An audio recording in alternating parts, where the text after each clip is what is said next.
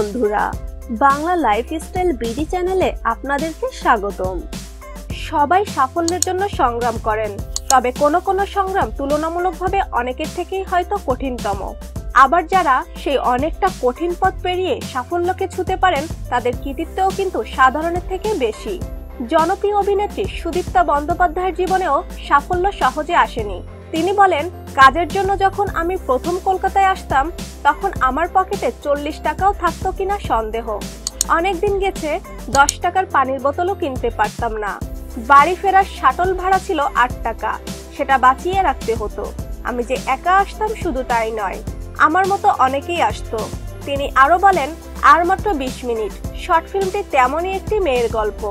ছবির কেন্দ্রবিন্দুতে রয়েছে শহরতলি থেকে আসা এক মেয়ে, যে কাজের খোঁজে কলকাতায় এসে ক্রমশই জড়িয়ে পড়ে দেহ ব্যবসার চক্রে। একদিকে তার মধ্যে কাজ করে অপরাধ প্রবণতা, অন্যদিকে চরম আর্থিক কষ্ট থেকে নিজেকে বের করে আনার অদম্য তাগিদ।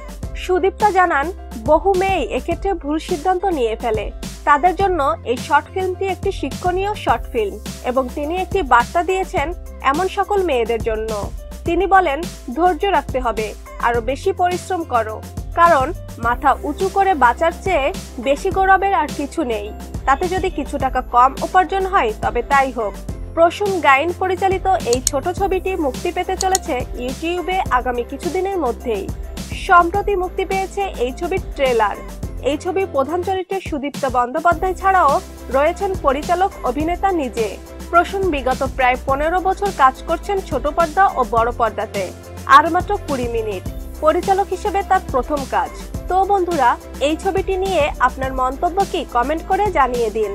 বিনোদন জগতের সকল আপডেট সবার আগে পেতে আমাদের চ্যানেলটি সাবস্ক্রাইব করুন।